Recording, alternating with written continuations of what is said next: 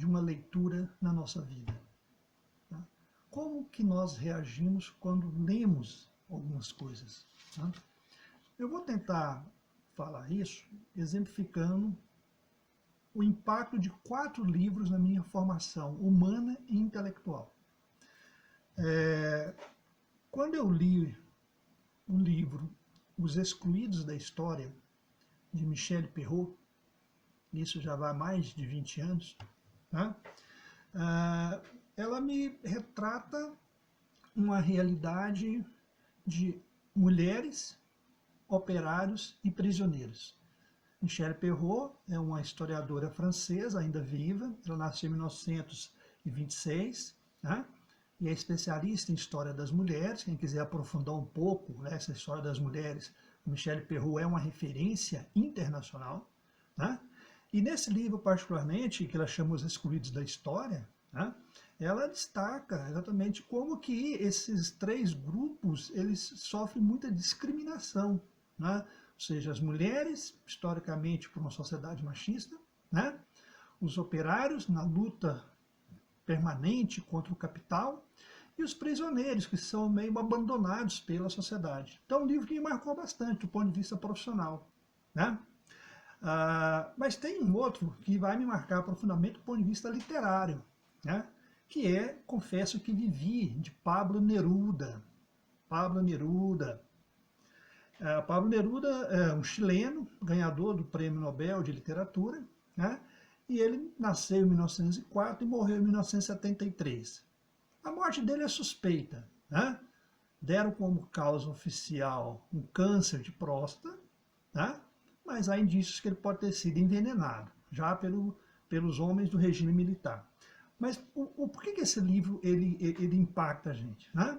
Ele impacta porque vai mostrar a vontade de viver de Pablo Neruda, o amor pela vida e pelas pessoas, né? Ele mesmo tem uma frase que até virou um livro dele, que ele fala assim: eu nasci com vontade de viver. E viver, na verdade, é a doação com os outros, né? Essa compreensão humanista Pablo Neruda tinha. Então é um livro realmente que me marcou bastante, né? Por conta dessa humanidade, né, radical que o Pablo Neruda apresenta para a gente, né? Depois eu li um poema, um livro, na verdade, de um dos grandes poetas brasileiros que eu tenho muito respeito, que é o Tiago de Mello, um amazonense que nasceu em 1926, ainda está vivo, né? E ele escreveu livros maravilhosos, e tem um, né, que criou um impacto para mim, que chama A Poesia Comprometida com a Minha e a Sua Vida, né? Vamos lembrar que Tiago de Mello foi preso e foi exilado durante o regime militar. Então a poesia dele também é uma forma de protesto contra a condição dele e do Brasil, né? Então Tiago de Mello ele tinha essa perspectiva na sua poesia, né? E ele vai, durante todo esse trabalho, né, ele vai deixar várias mensagens. Eu vou ler uma aqui do Tiago de Mello que eu acho sensacional. A poesia é assim: é preciso fazer alguma coisa. Esse é o título. Aí ele fala assim: escrevo essa canção porque é preciso. Se não a escrevo, falho com o pacto que tenho abertamente com a vida. E é preciso fazer alguma coisa para ajudar o homem.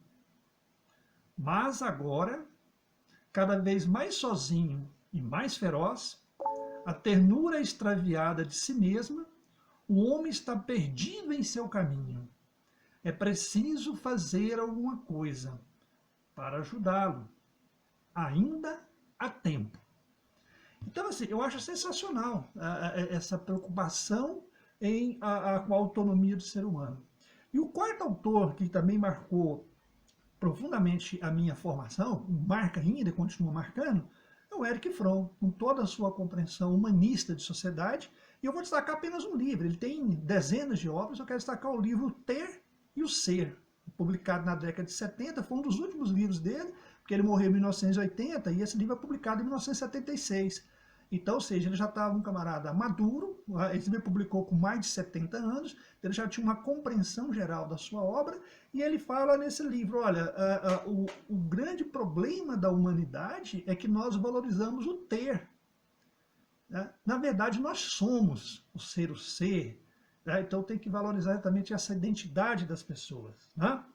Então, esses 4 livros foram fundamentais na minha formação política, humanista, literária, né? Porque nós não tem como a gente separar isso. Nós somos um ser integral, um homem integral. Né? Então, eu não posso ser apenas um poeta e um político conservador. Ou seja, eu tenho que ser um poeta crítico e, do ponto de vista político, eu ser um político progressista. Quer dizer, eu tenho que ter essa concepção de sociedade, que a sociedade ela muda. Né? A nossa autonomia tem relação com tudo isso. A forma como eu vejo, ou também como eu não vejo, porque se eu não vejo, eu vou desenvolver o que nós chamamos de processo de alienação. Então, toda conexão nós buscamos, né, da melhor forma possível para a gente poder se relacionar. E esse relacionamento, a gente aprende convivendo com as pessoas, mas também buscando apoio nas leituras. A leitura é fundamental para a gente abrir, né, a nossa visão de mundo. Mas se eu tirar o chão, se eu tirar o pé da realidade, eu vou fazer meras especulações e isso, obviamente, não vai chegar a um princípio de autonomia do ser humano. Eu preciso de ter a teoria, mas isso arraigado com a realidade, porque é a realidade que vai realmente dizer qual o caminho que nós vamos trilhar. Tá? Um abraço, até o próximo vídeo.